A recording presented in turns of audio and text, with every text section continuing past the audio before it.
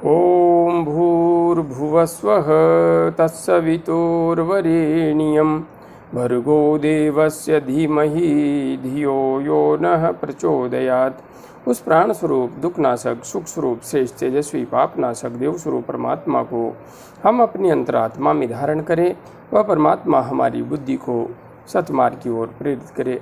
भाइयों बहनों, जय श्री राम, जय गुरुदेव, जय माँ आदिशक्ति। आप सभी भाइयों बहनों की साधना से संबंधित जिज्ञासाओं का समाधान करते हुए एवं आत्मज्ञान से संबंधित जिज्ञासाओं का समाधान करते हुए मैं आज एक अत्यंत महत्वपूर्ण जिज्ञासा को सम्मिलित कर रहा हूँ। हमारी बहन, हमारी दीदी रजनी हिंदू जी ने अपनी जिज्ञासा प्रकट करते हुए लिखा है। भैया प्रणाम, प्रणाम बहन प्रणाम। जय गुरुदेव, जय माँ आदिशक्ति, जय गुरुदेव, जय माँ आदिशक्ति। मन की कितनी अवस्थाएं होती हैं और इसका आध्यात्मिक जीवन पर क्या प्रभाव होता है, क्योंकि मन के पार जाना ही अध्यात्म का परम लक्ष्य है। आपके शब्दों में इसकी व्याख्या सुनने की अभिलाषा है। यूट्यूब चैनल पर ठीक लगे तो रखिएगा। दीदी, आप जिज्ञासा रखें और मैं सम्मिलित नहीं करूँगा, ऐसा तो हो ही नहीं सकता। और आपकी जिज्ञासा सामान्य हो भी नहीं सकती, क्योंकि आप अध्यात्म के पथ पर गहराई से आगे बढ़ रही हैं। आप पूज्य सद्गुरुदेव से वर्षों से जुड़ी हुई हैं और इस पथ पर तल्लीनता से आगे बढ़ रही हैं। जहाँ तक बात है आपकी जिज्ञासा की, तो यह अपने आप में बहुत महत्वपूर्ण जिज्ञासा है। चलिए, आपने जो पूछा है उसका मैं उतना विश्लेषण करता हूँ जितना मैंने समझा है और जाना है। आपने लिखा है, मन की कितनी अवस्थाएं होती हैं। मन की 4 अवस्थाएं होती हैं। वैसे इन अवस्थाओं को मन की अवस्थाएं नहीं माना गया है और वास्तविक धरातल पर यदि मैं इसे देखता हूँ तो ये मन की ही अवस्थाएं कहीं भी जा सकती हैं, किंतु मूलतः हमारी आत्मा ही विभिन्न अवस्थाओं में रूपांतरित होती है। इसलिए इन अवस्थाओं को आत्म तत्व की अवस्थाएं ही माना गया है। जहाँ तक बात है मन की अवस्थाओं की, तो जो 4 अवस्थाएं हैं वे हमारे आध्यात्मिक स्तर को स्पष्ट रूप से परिभाषित करती हैं और इसका आध्यात्मिक जीवन पर क्या प्रभाव होता है। आध्यात्मिक जीवन पर इन अवस्थाओं का संपूर्ण प्रभाव होता है। हमारे अंतस्थ में जो रूपांतरण घटित होता है वह हमारे मन के इस स्वरूप से ही हम समझ सकते हैं। ये 4 अवस्थाएं हैं: जागृत, स्वप्न, सुषुप्ति और तुरीय अवस्था।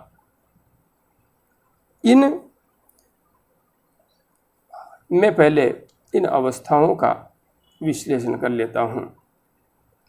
जागृत अवस्था, जब हम समस्त सांसारिक कार्य कर रहे हैं, होशो हवास में सामान्य जीवन जी रहे हैं, जो कुछ हम कर रहे हैं यह हमारे मन की अर्थात आत्म तत्व की, हमारी आत्मा की जागृत अवस्था है।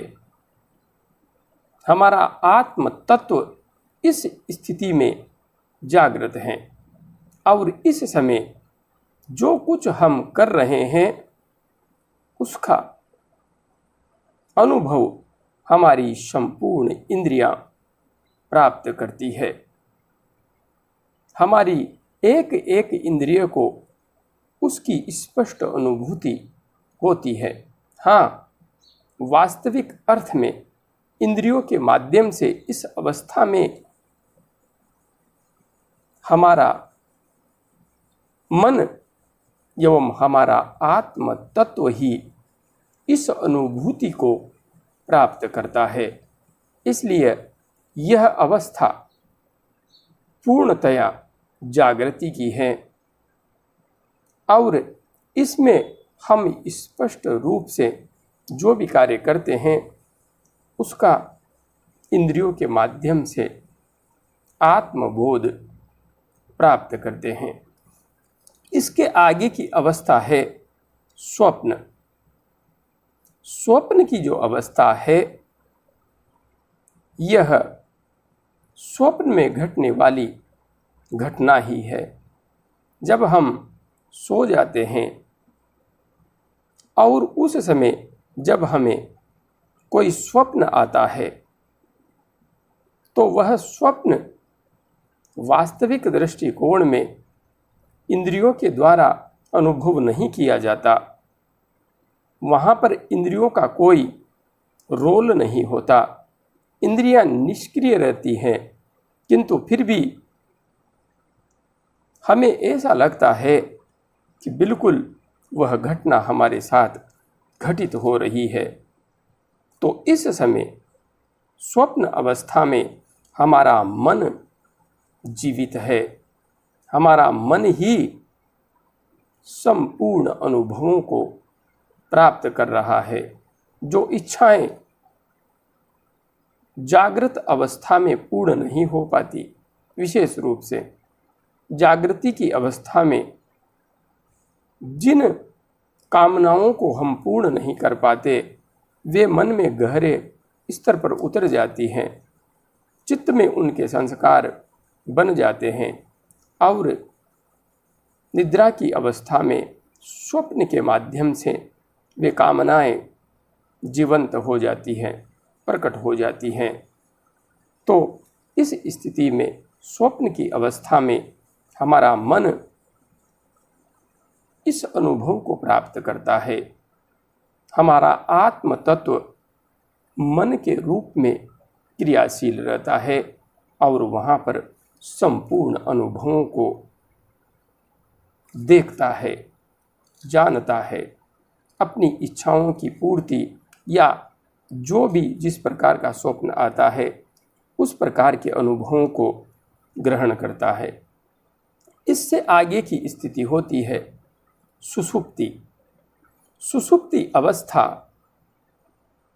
को हम ध्यान की गहरी अवस्था कहते हैं और यह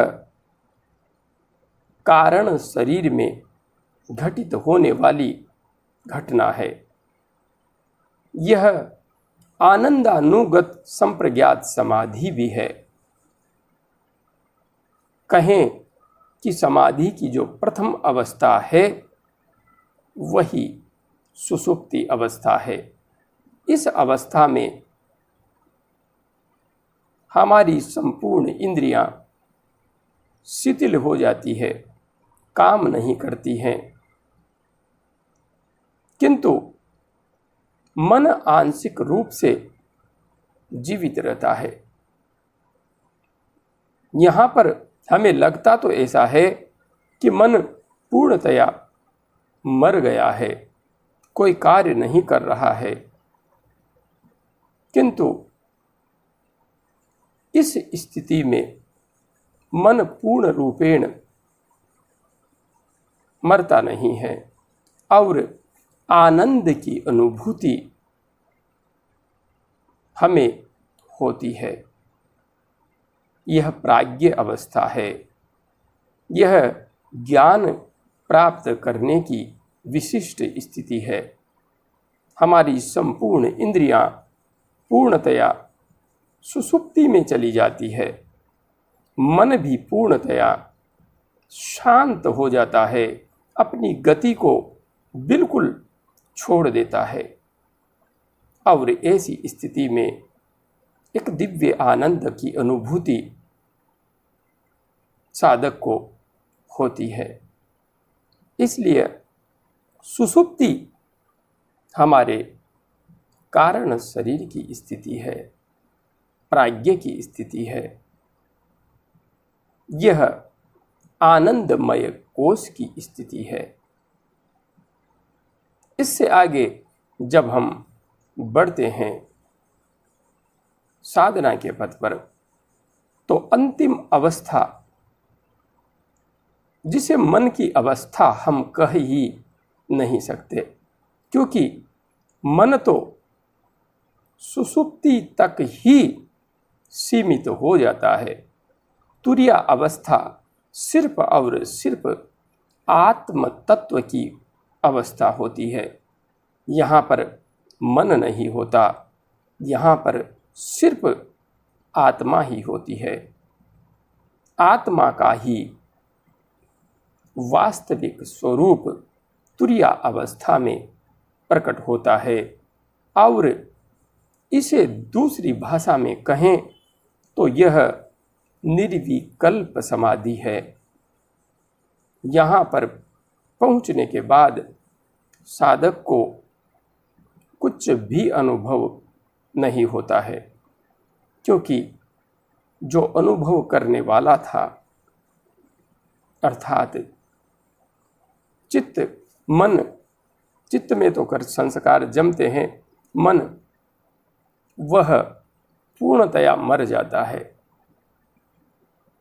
यहाँ पर सिर्फ आत्म तत्व प्रकाशित रहता है, आत्म तत्व। और यह मुक्ति की अवस्था है, यह पूर्ण मुक्ति है। यहाँ पर पहुँचने के बाद में हमारे अंतस्थ में जड़ जमाए हुए समस्त संस्कारों का विलोपन हो जाता है। कोई भी संस्कार हमारे अंतस्थ में उठ नहीं पाता। इसलिए तुरीया अवस्था ही वास्तविक अर्थ में मुक्त अवस्था है। इस अवस्था में पहुंचा हुआ साधक मुक्त हो जाता है जन्म जन्मांतर के संस्कारों से, आवागमन के समस्त बंधनों से। यही आत्म तत्व के प्रकाश की वास्तविक अवस्था है। यही नर रूप में विचरण करने वाले आत्म तत्व की, नर और नारी वैसे ये शब्द शरीर के हैं, आत्मा के नहीं। आत्मा तो हर रूप में एक ही है। शरीर से आत्म तत्व का लिंग निर्धारित नहीं किया जा सकता। आत्मा तो पुरुष ही है, क्योंकि आत्म तत्व को पुरुष ही माना गया है। हमारे शरीरों के भेद के आधार पर नर और नारी कह दिया जाता है। इसलिए वास्तविक अर्थ में तुरीया अवस्था में पहुंचने के बाद पुरुष तत्व प्रकट होता है। चाहे शरीर स्त्री का हो या पुरुष का, वास्तविक अर्थ में यहाँ पर हमारी चेतना में, हमारे स्वरूप में विराट का आविर्भाव हो जाता है। हम उस तत्व से एकाकार हो जाते हैं पूर्ण रूपेण, जो इस ब्रह्मांड का मूल कारण है, जिसकी वजह से यह संपूर्ण अस्तित्व दृश्यमान है। मैंने इस विषय में इतना ही समझा है। जय गुरुदेव, जय माँ आदिशक्ति।